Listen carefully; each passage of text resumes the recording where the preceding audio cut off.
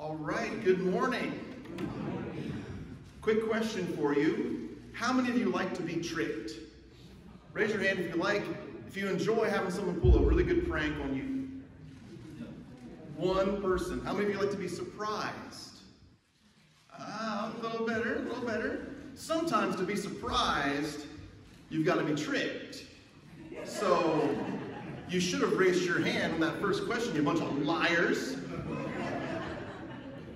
Now there's some funny things that happen to us in life where people will trick us, and no harm intended. It's all in good fun. I don't mean when someone like deceived you into thinking they were somebody who they weren't, and they broke your heart, or they ruined your life. I'm not talking about them. I'm talking about more of a pleasant surprise. Like, oh, I didn't see that coming. A couple of funny stories at North County Church of Christ up in their Spanish ministry. This is years ago.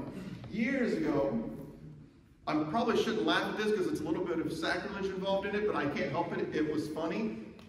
So we're taking the Lord's Supper, and I'm sitting all the way in the back, like all the good Christians do. And I know, right? And we have a lot of good Christians here. Sitting in the back, and they do the Lord's Supper talk, and I think it was I'm going to see you, or someone got up and did the Lord's Supper talk. And I'm sitting in the back, and I see everyone, they do the bread first, and it was fine. And then I see everyone, and I'll have to turn around and show you my better side here. As we're taking the Lord's Supper, as we're taking the fruit, this is what I see person after person in front of us. And again, this is back in the old days, pre-pandemic, when they actually had to make, put the juice into each cup individually, and everything wasn't pre-packaged and convenient. So this is what I see. Next person takes the cup, they drink it. Passes it on. And so I skip over it. I'm like, no thank you, I don't know what's going on, but whatever it is, I don't want it. It turned out someone had secretly replaced the grape juice with coffee. And every person was expecting grape juice. They probably all loved coffee, but they were expecting grape juice. And they got coffee instead. And that was why they reacted the way they did. And I said, no thanks.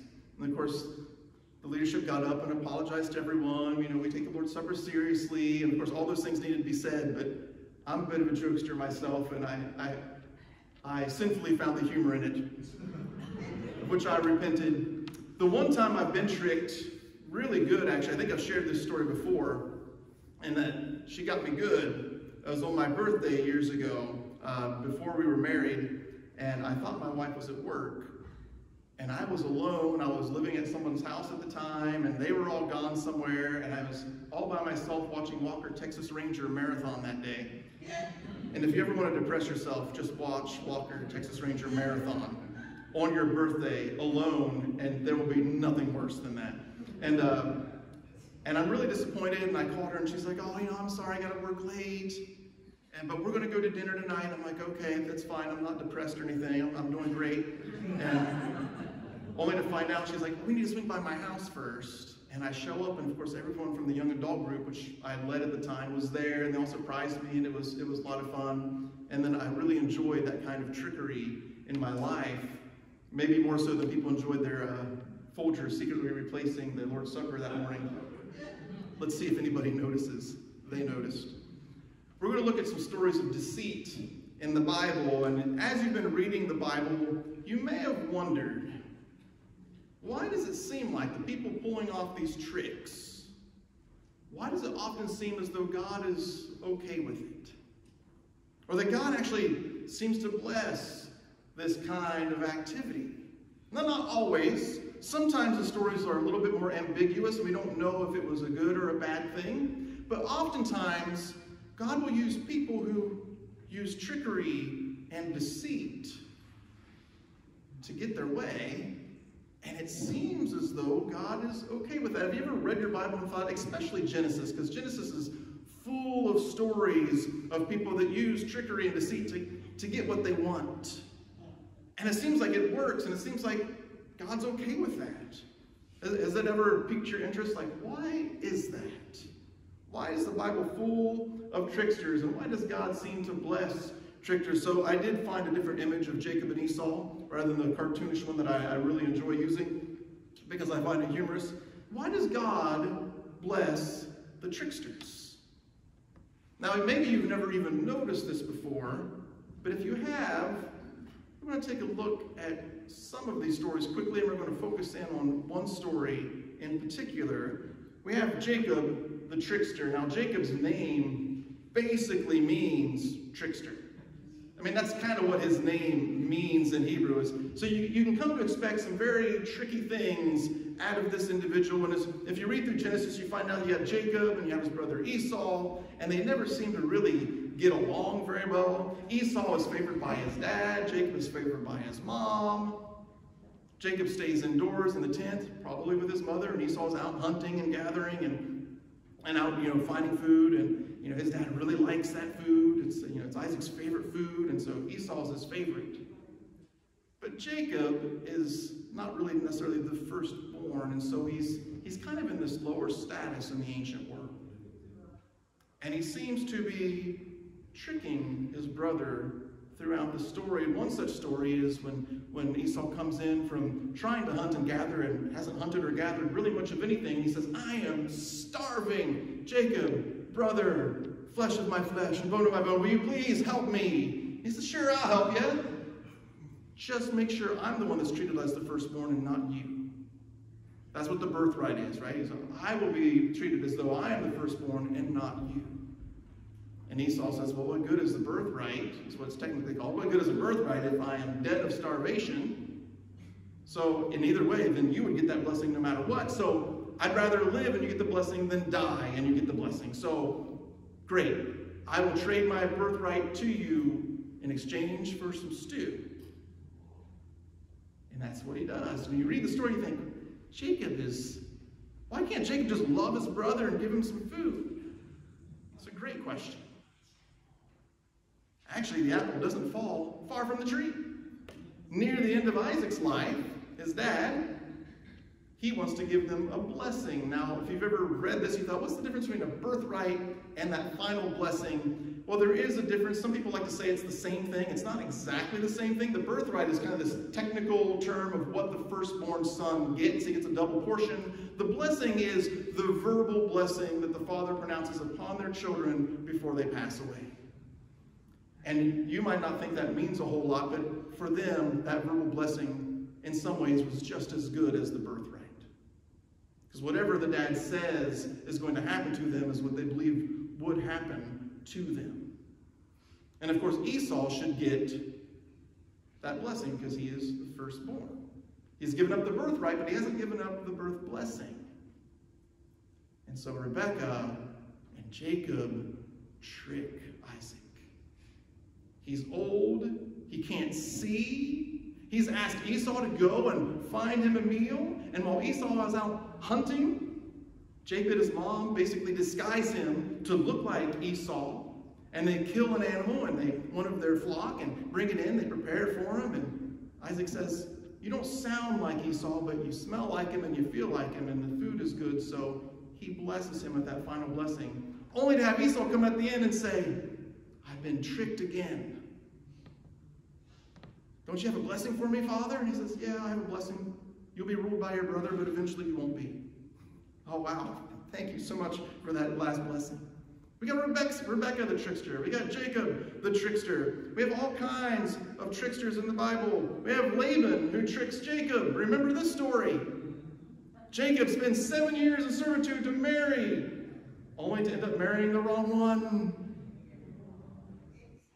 He spends another 7 years working, only to end up marrying the right one. Finally, after 14 years, he finally marries the one he wanted to marry. Rachel and Leah are their names. But Jacob gets them back. He tricks them with the sheep and the spotted sheep and the non-spotted sheep, and he takes these pieces of these sticks and he takes the bark off of them and he puts them in the ground. And if you want to know exactly what's happening in that story, come and see me afterwards. Even I will not turn that story into a Bible lesson. It's too weird, even for me, and I love weird. If you see me afterwards and I explain it to you, then you'll say, "I can see why you didn't turn that into a sermon." But he tricks Laban. That's the main point. He tricks him. And on the trickery goes. Esther tricks Haman. And Xerxes, remember, because she's brought in, this is a really interesting story. Queen Vashti refuses to listen to the king, and so they basically kind of exile her. And they say, well, what are we going to do? She's not listening to the king. All women everywhere will stop listening to their husbands. Something must be done to these free-thinking women. That's the whole story of Esther. That's the basis, is men afraid of women thinking. And so they trick them by not telling them who she really is, that she's actually a Jew. The whole story is full of trickery and deceit. And sometimes we wonder, why so much deceit? Now, as I'm going through this, you might actually have other Bible stories that have entered your head. Well, what about Judah and the Shechemites?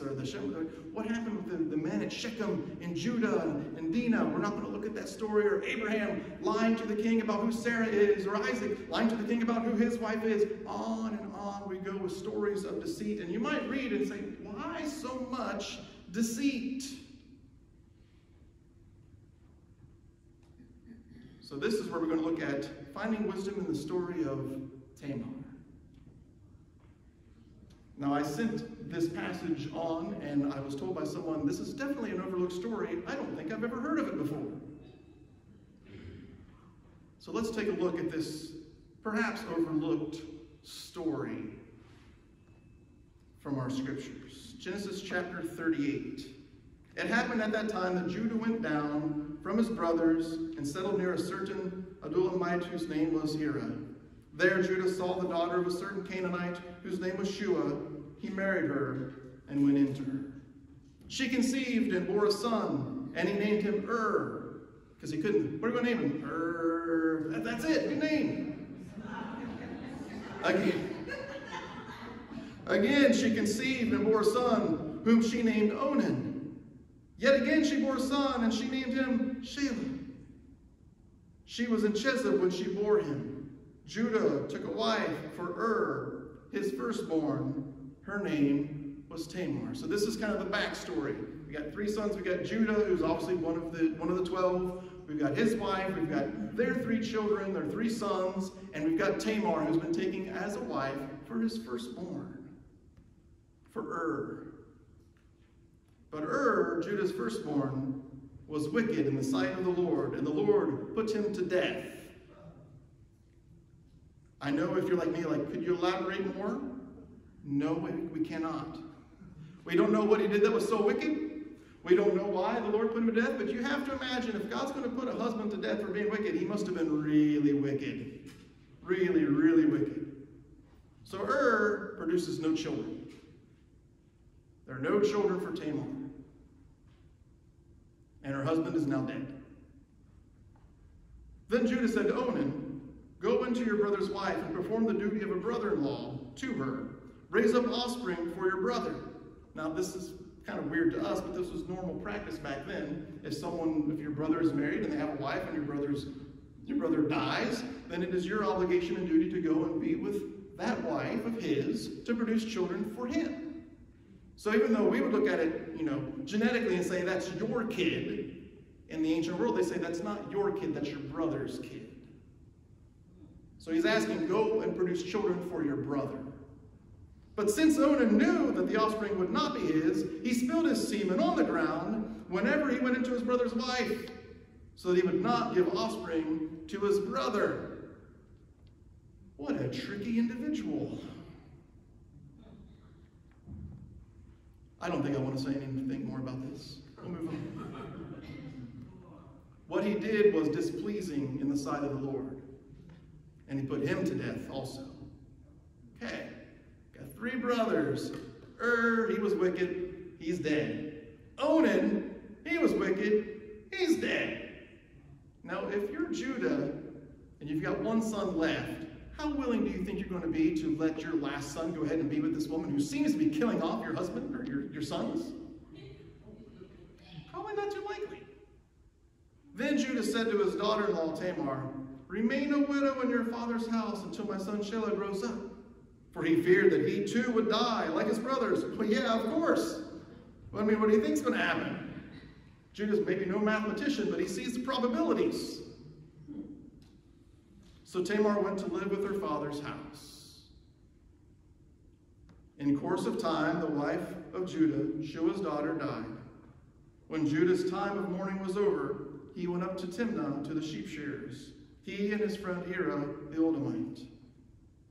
When Tamar was told your father-in-law was going up to Timnah to shear sheep, she put off her widow's garments, put on a veil, wrapped herself up, and sat down at the entrance to Enon, which is on the road to Timnah. She saw that Shelah was grown up, yet she had not been given to him in marriage. So you kind of see what's happening, right? Judah's wife has died. He's on his way to this place, and she hears about it, and she sees that that boy that he said, wait until he's grown up, and then I'll give him to you. He's all grown up now. And yet she is still alone. Now again, you might be thinking, this is no big deal. Can't you just start a courtship with some other guy and get married and have children? No, she can't. That's not how things worked for them. That's how it works for you. There's a lot of things of how things work for you that didn't work for them. None of you have to sleep with your brother-in-law to have a child. But she did. None of you are being forced to marry someone that you don't want to marry. But she was.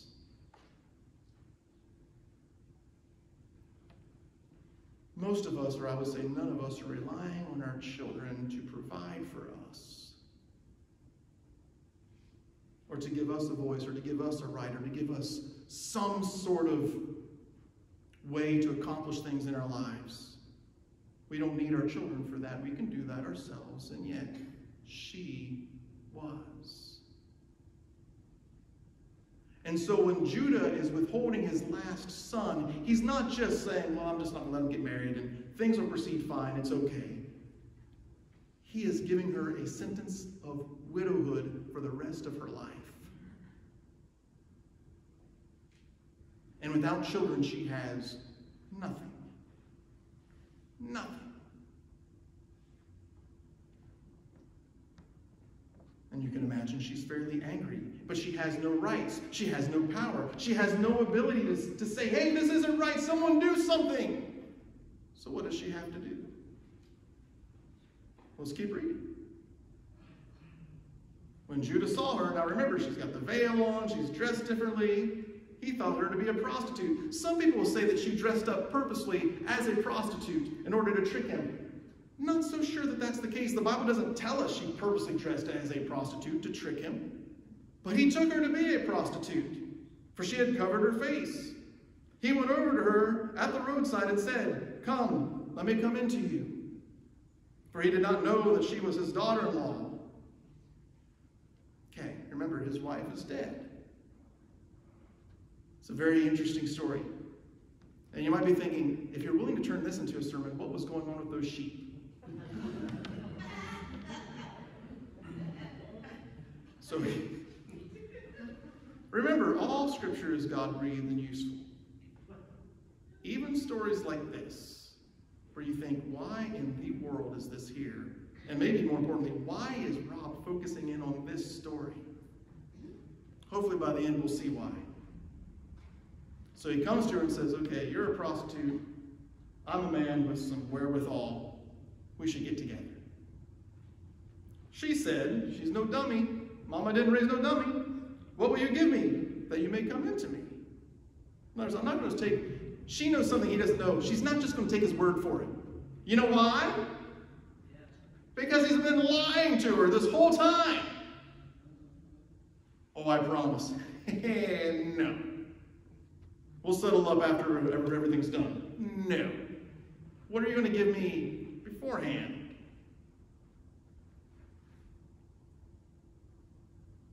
It keeps skipping ahead to see where I'm at here. Okay. I'm at the right place. He answered. She said, what are you going to give me? He answered, I will send you a kid from the flock.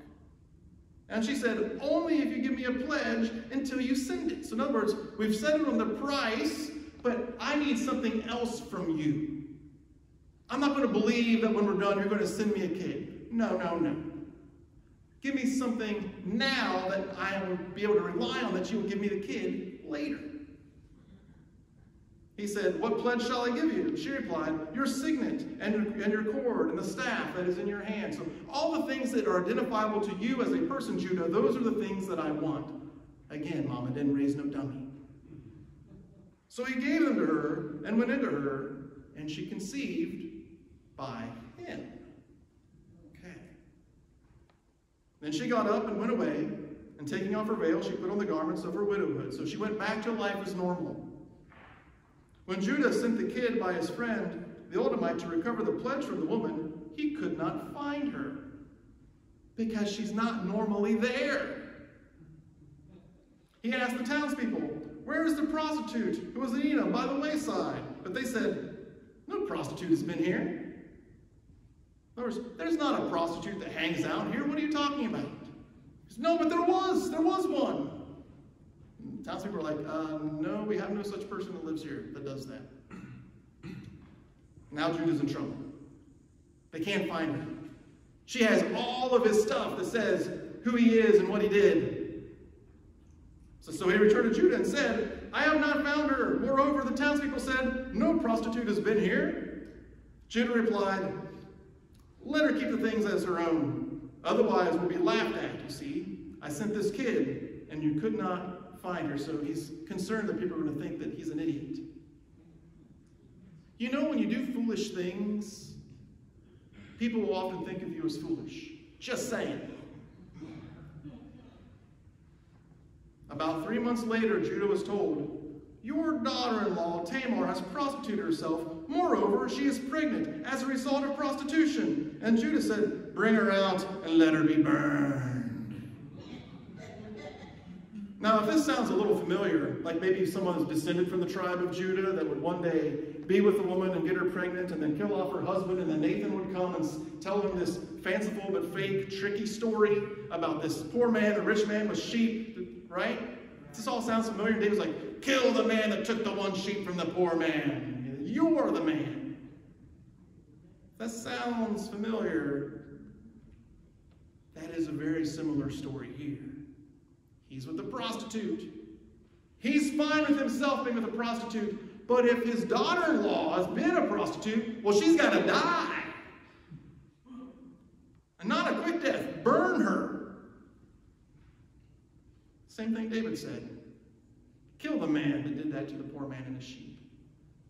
And Nathan said, but you're that man. Judah is that man. Bring her out and let her be burned. As she was being brought out, she sent word to her father-in-law.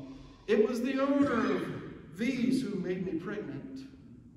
These, well, the signet ring, the cord, the staff, all the things that are identifiable to Judah. She said, the person that is the father of my child, he's the owner of these things.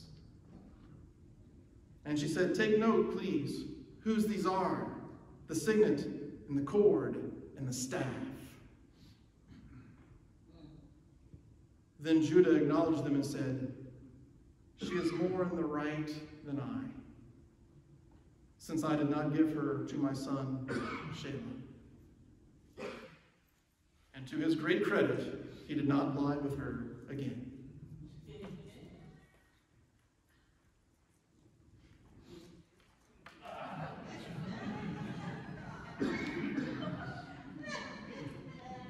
She doesn't need a kid, she needs a kid. Here's another way to say it. Tamar needs justice.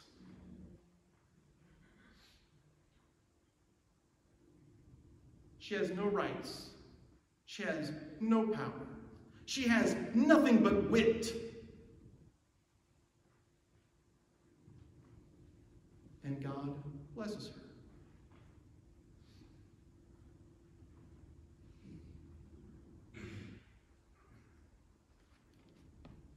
Sometimes we disagree with the way people do things. And all we see is the veil of prostitution. But but we never take time to walk a mile in their shoes.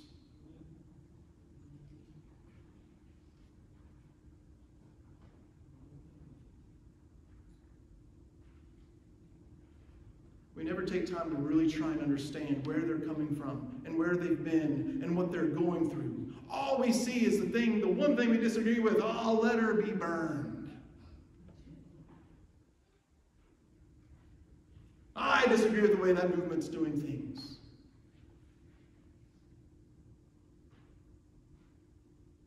I don't like the way the civil rights movement, I don't like the way they're boycotting buses. I don't like the way they're doing this. I don't like the way they're doing that.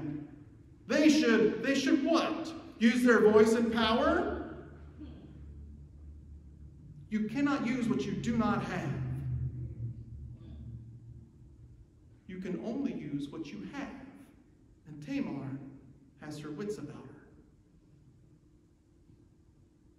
And she says, if you will not do right with me by choice, I will trick you into doing right by me.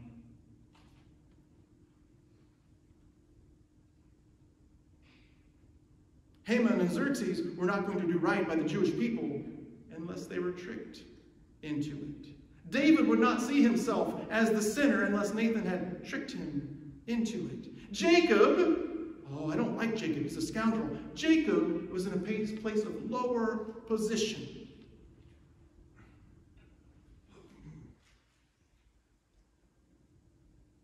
And so he and his mom did what they had to do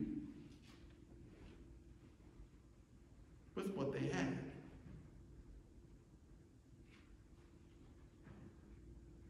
Judah was not willing to live a righteous life. Instead, he would rather her live the rest of her life as a widow with nothing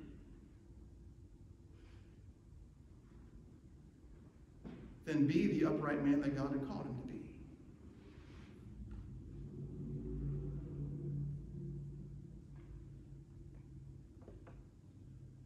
Can you see the cross in this story? As Jesus is dealing with Pharisees and scribes and lawgivers and all these people who are supposed to be speaking on behalf of the people, and Jesus will say to them, not only are you not lifting a finger to help them, you are actually locking the door in their face.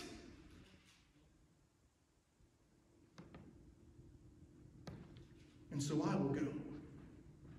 And I will stand up for what's right when no one else is. I will speak for those who have no voice to speak. And they will believe that when they kill me, I'll be dead and gone. But he tricked them. Because he was dead for 3 days, but on the 3rd day he rose from the dead.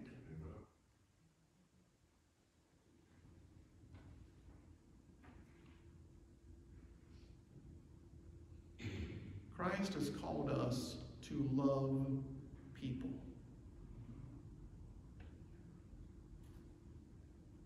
And in part what that means is understanding who they are, what they're going through, what they're up against.